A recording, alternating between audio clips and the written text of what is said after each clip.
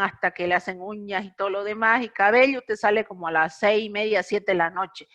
Sale una pinturita y con el pelo lacio hasta la cintura. Muy bien.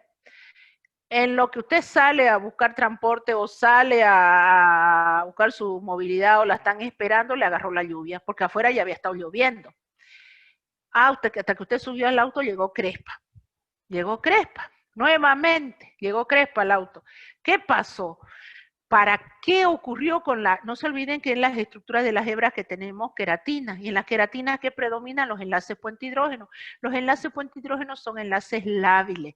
Entonces lo único que hace es mover esas estructuras, alarga las fibras de las queratinas, y bueno, por efecto de la temperatura. Le quitó ese efecto de la temperatura, lo mojó el cabello y otra vez retorna. Entonces de repente usted dice, bueno, para evitarme todos esos inconvenientes, porque ya me pasó, he decidido hacerme un alaciado químico. Y vive el alaciado japonés.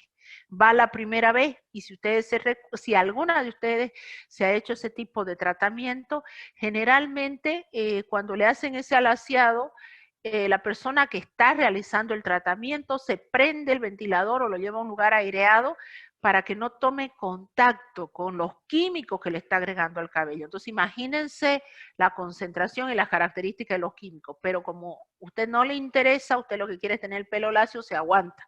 Muy bien, va, está preciosa con el pelo lacio durante 3 meses. Cuando empieza a ver otra vez el cabello vaporoso, va nuevamente. Una segunda vez quizás le aguante su cabello dependiendo la capacidad o la estructura de sus fibras capilares. Bueno, resulta que termina su segundo alaciado japonés y va entre el segundo y el tercero y se le empieza a partir las hebras capilares, se le empieza a partir las hebras de su cabello. ¿Qué es lo que provocó usted? Hizo que le agregó compuestos químicos. Estos compuestos químicos llevó a una desnaturalización irreversible. Partió la fibra y usted se peina el cabello y se le parte por la mitad. De ahí también que cuando usted tiene problemas a nivel de cuero cabelludo, tiene problemas con su cabello, ¿qué es lo que recomienda un dermatólogo? Utilice, también le dice, un champú de pH neutro. ¿Por qué le está diciendo eso? Porque usted ya tiene problemas a nivel de las hebras de su cabello, tiene algún problema y lo que necesita es restablecerlo, no a seguirlo agrediendo químicamente. Entonces usted se mata yendo a buscar ese champú porque lo va a conseguir en la farmacia, por ahí en algún supermercado, ahí por el pasillo donde usted no miraba porque el champú cuesta como 50 pesos, arriba de 50 pesos. ¿Por qué? Porque son champús tamponados, que lo que hacen es tratar de mantener un pH óptimo. Y usted dice, ¿para qué ese pH óptimo? Para restablecer y mantener y no se denaturalicen sus proteínas. Ahora entonces, para que vean que las proteínas son el tema de cada día y están relacionados, hay que tener muy en cuenta que estas no sufran proceso de desnaturalización, ya sea reversible o irreversible. Muy bien. ¿Estamos yendo bien hasta ahí? ¿No se durmieron? Miren, pues ni responden. No. No, estamos bien. No, ya.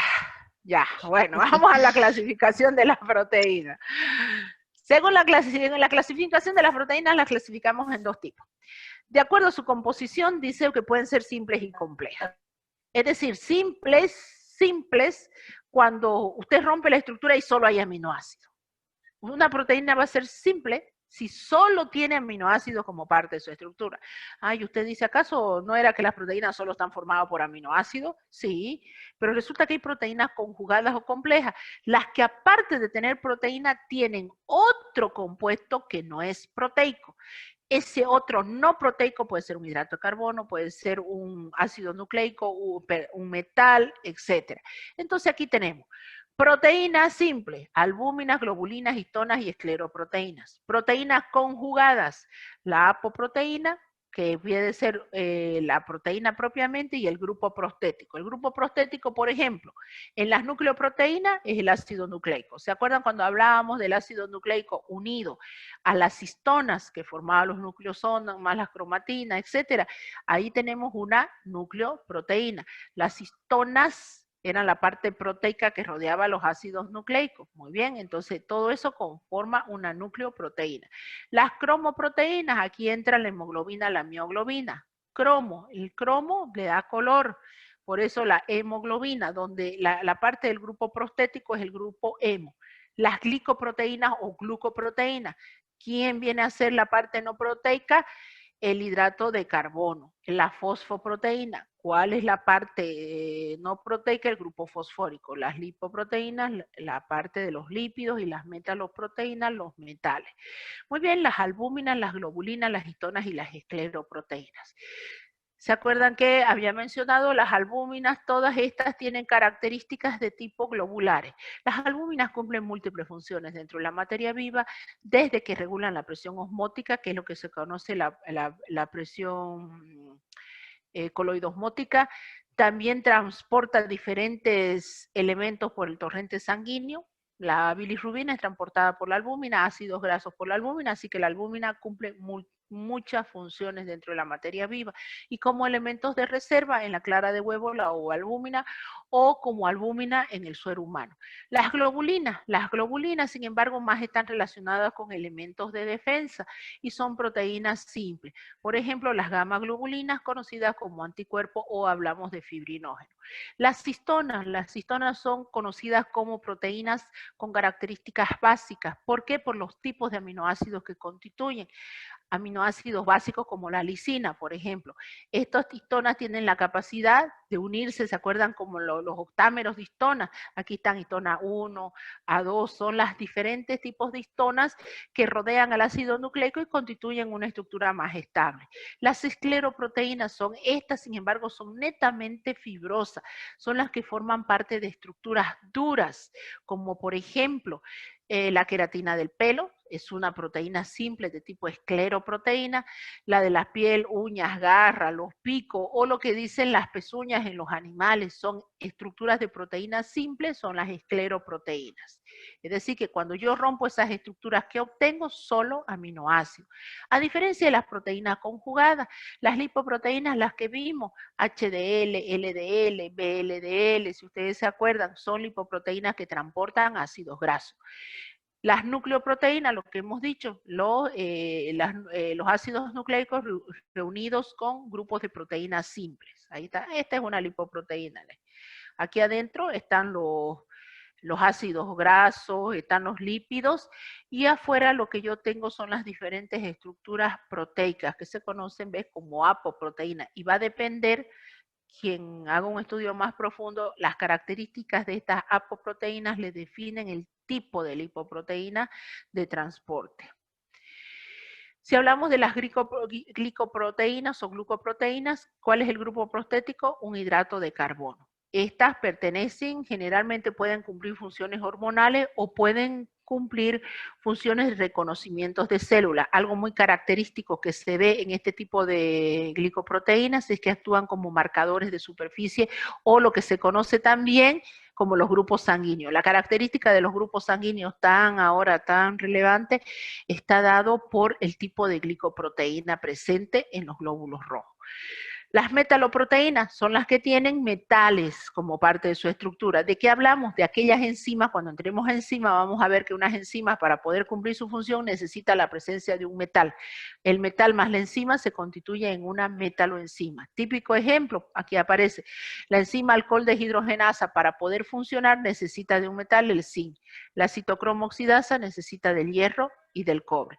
La fosfoproteína necesita del ácido fosfórico. Aquí está la vitelina, que se encuentra en la yema del huevo. Y también otro tipo de fosfoproteínas presentes en la leche, como la caseína. Entonces tengamos, por su conformación tenemos proteínas fibrosas. Ahora, por su conformación tenemos las proteínas fibrosas, como es la fibroína, la queratina, la elastina. Y tenemos proteínas globulares. Las proteínas globulares son las que cumplen funciones enzimáticas, cumplen funciones de defensa, cumplen funciones hormonales. Aquí tienen, esto es de acuerdo a su conformación, es decir, cómo yo las puedo ver. Las puedo ver como fibras o las puedo ver como glóbulos. Como fibras, generalmente son las que forman parte de las estructuras. o las que responden a un nivel secundario. Y por su conformación, las formas de ovillo son las que responden a un nivel terciario.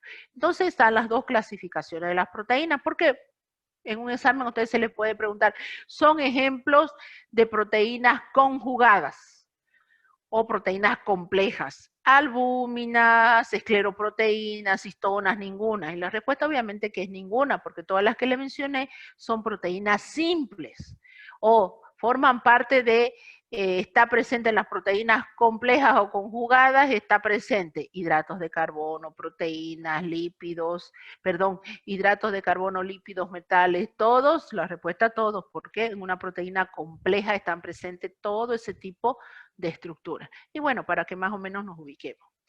Muy bien, ya para lo último vamos a hablar del colágeno. Existen una gran variedad de colágenos, sin embargo nosotros generalmente se las clasifica o se hace un estudio de 6 tipos de colágeno aproximadamente. Este colágeno, desde un nivel primario de organización, está conformado por glicina, prolina, alanina, un derivado de la prolina, la hidroxiprolina y algún otro aminoácido, pero estos son los que se encuentran en una proporción relevante. Es decir, cuando a mí me dan estas indicaciones que me están diciendo es el nivel de organización primario. Le está diciendo, para que se sintetice colágeno, usted necesita la presencia de estos aminoácidos. Sin embargo, estos aminoácidos no tienen carácter esencial en su mayoría. Por eso los nutricionistas o los nutriólogos modernos, como le llaman, hacen alusión de que las proteínas de origen del colágeno, cuando, por ejemplo, de donde, si usted hierve los garrones de las patas de las vacas, obtiene lo que generalmente se habla, y claro, que si le agregamos leche ya obtenemos lo que se llama gelatina de pata. Esta gelatina, pero esa gelatina obtenida cuando los colágenos se hierve, dice que carecen de valor nutricional. ¿Por qué? Porque el colágeno tiene ese tipo de aminoácido y ese tipo de aminoácidos, al no ser esenciales como el cuerpo los puede sintetizar, desde el punto nutricional dicen que carece de valor nutritivo. Por eso es una de las características que mencionan con respecto a ese tipo de alimento. Entonces, ¿qué nivel, cómo está estructurado el colágeno? El colágeno está conformado por 3 hélices. 3 hélices. Miren ustedes, si una sola hélice tiene alta resistencia, ahora me está hablando de una cadena, de 3 cadenas polipeptídicas. Miren ustedes, esta es una hélice, 3 de ellas, y aquí le acomodan glicina, prolina, hidroxiprolina y glicina. ¿Se acuerdan que la hidroxiprolina tiene la característica, dice, de romper la estructura? En realidad de darle los vuelcos a la estructura. De alguna manera, el hecho es porque habíamos dicho que son los falsos aminoácidos. Esta triple hélice, conocida como tropocolágeno, es altamente resistente. Dice, solo la glicina puede acoplarse en el centro de la triple hélice. ¿Y eso por qué? Porque justamente la glicina es un átomo muy chiquitito, poco característica polar sin, es decir, no polar, entonces no molesta. ¿Cuáles son las funciones del colágeno? Su principal función es dar resistencia a tejidos y órganos. Fíjense, altamente resistente. Juega un papel fundamental en mantenimiento de la tersura de la piel. Y aquí queremos recalcar lo siguiente. Mucho se habla de consumir colágeno. A ver, hasta ahora no hay una investigación científica que diga que el colágeno cura, porque no es un medicamento, partamos de eso, el colágeno no es un medicamento. Entonces, al no ser un medicamento, ¿qué decimos? Que no tiene mecanismo de acción. ¿Sí? Porque todo medicamento siempre buscamos su mecanismo de acción. No tiene mecanismo de acción, pero se alude mucho de redes sociales, etcétera, dice el colágeno cura el dolor en las articulaciones, cura, reduce el envejecimiento, el colágeno y una serie de funciones que le dan al colágeno. Sin embargo, los investigadores dicen, no hay un aval científico para esto. Que si ustedes el día de mañana quieren hacer una investigación, si tuvieran hacer, deberían tomar un grupo de personas con dolores y darles a uno colágeno y otras un placebo y ver si realmente, en realidad, es como dicen. Hay personas que dicen que le dejan de doler las articulaciones por tomar colágeno. ¿Verdad o mentira? No se sabe, porque no hay estudios sobre eso. Algunos, si ahora si usted le da placebo y colágeno y hace una comparación realmente. Muy bien. El colágeno, sin embargo, dice, estoy tomando colágeno. Usted está tomando el colágeno, dice ese colágeno hidrolizado. Lo que está usted consumiendo son los aminoácidos formadores del colágeno, los aminoácidos. Entonces, ¿qué habla la parte científica? ¿Cómo la parte científica tira abajo el hecho o la postura de que no cura entre comillas, ¿no? Porque dice que los aminoácidos que ingresan a su torrente sanguíneo, los aminoácidos que usted está consumiendo, toma su colágeno, partiendo de que ya el hecho de que si usted le va a dar colágeno a una persona, tiene que tener cuidado de que no tenga insuficiencia hepática ni insuficiencia renal. Y no se puede pasar más de 10 gramos día.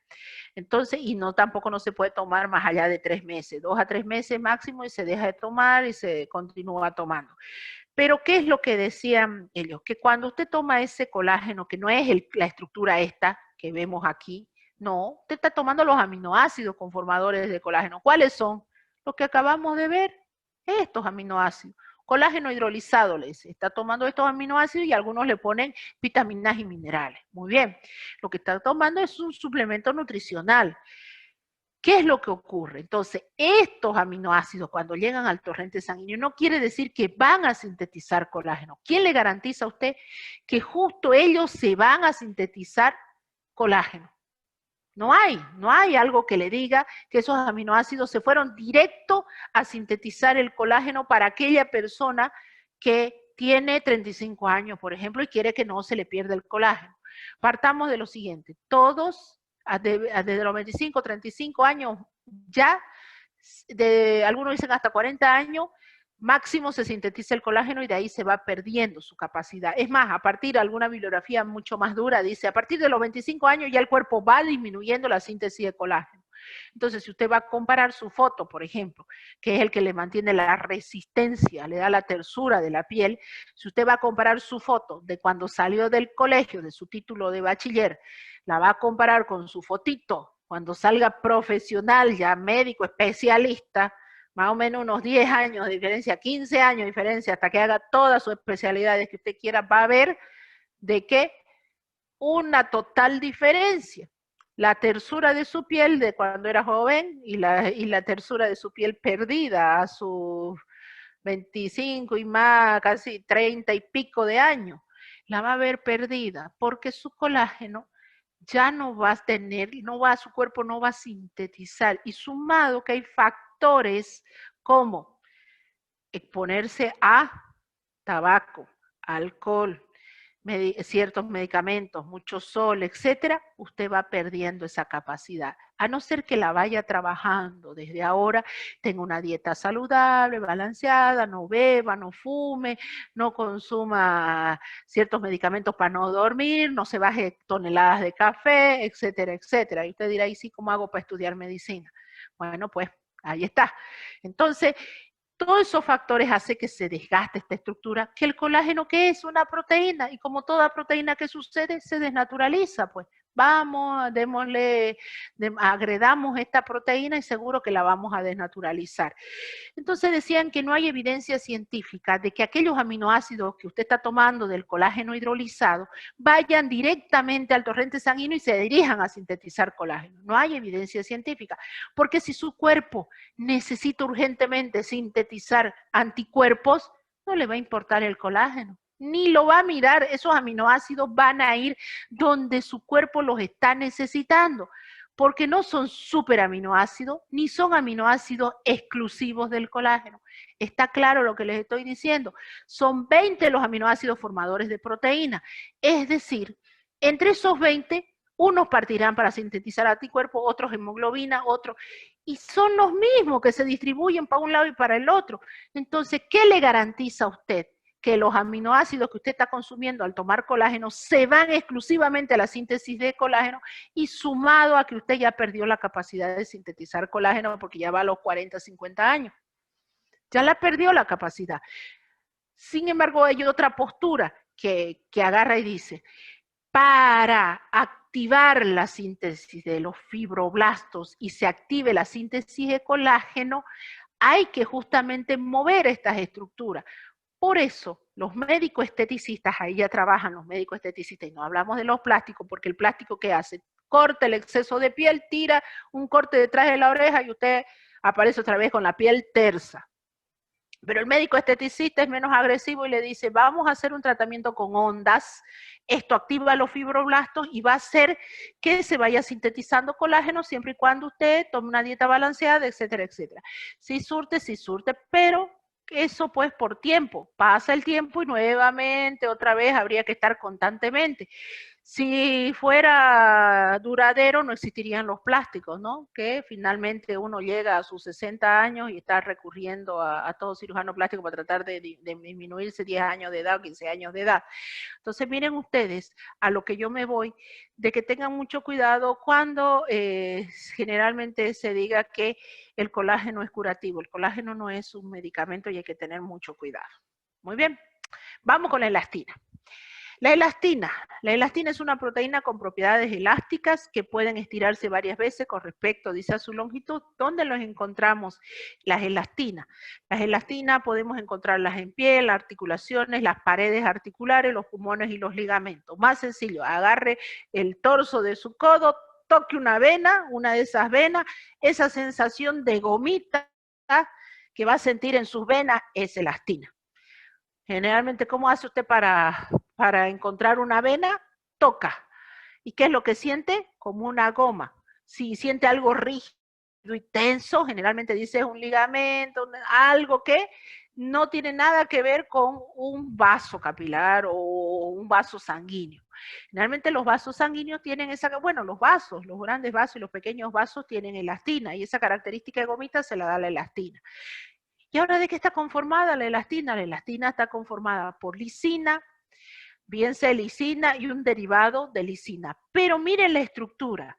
Para tener, a diferencia del colágeno, que es fibra, son fibras, triple hélices, resistentes, sostén, esta no, esta aguanta, tiene que ser flexible. Imagínense el torrente sanguíneo, la sangre circulando por los grandes vasos, altas presiones, entonces tiene que ser algo elástico. ¿Qué aminoácido forma? La lisina. Y usted me dice, pero hace un momento también dijo la lisina que formaba parte dentro de la estructura del colágeno, en pequeña cantidad, pero está presente. Muy bien, miren ustedes cómo se disponen ahora las estructuras. En enlace dice cruzado o entrecruzado. Cuando se abre, estiramiento, relajación. Entonces, ese carácter confiere el carácter elástico, dice, constituida por aminoácidos apolares como la glicina, 1/3 del total de residuos. ¿Acaso glicina no hay en el colágeno? Hay.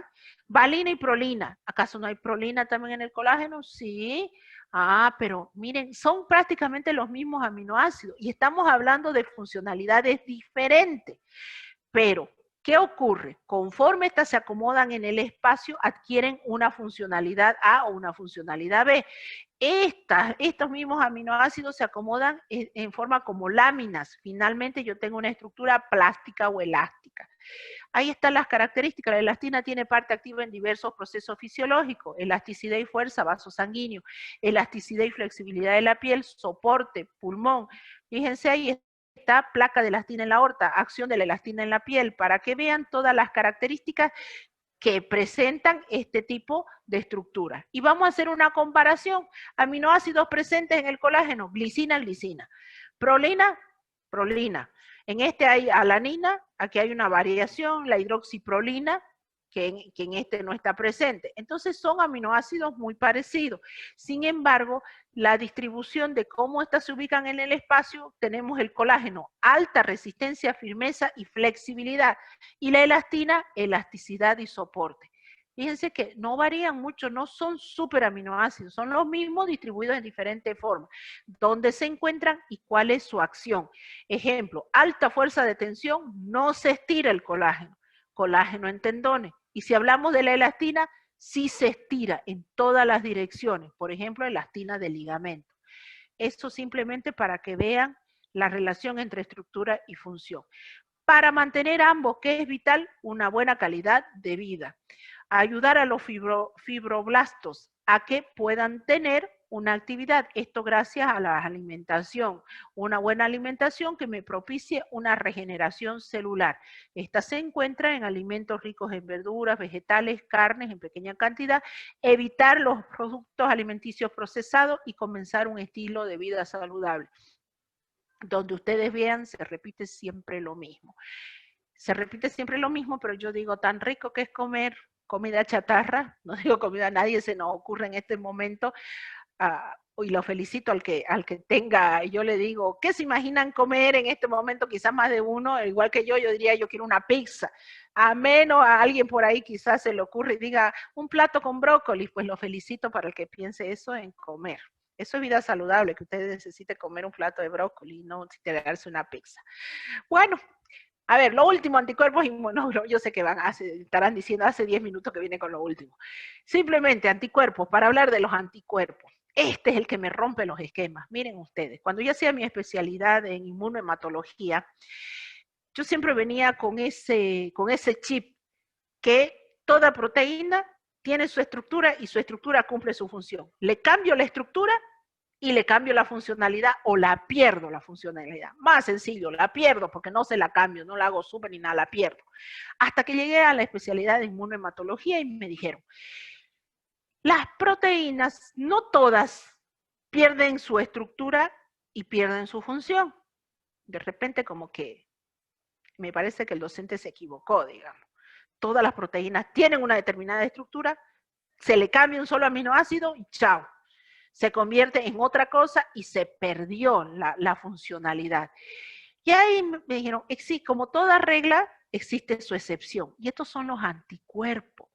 Resulta que los anticuerpos, ellos tienen una estructura, mírenla, dos cadenas, una cadena pesada y una cadena ligera. Esta es la estructura y aquí se unen por enlace puente hidrógeno. Esta es una estructura de una proteína, una inmunoglobulina.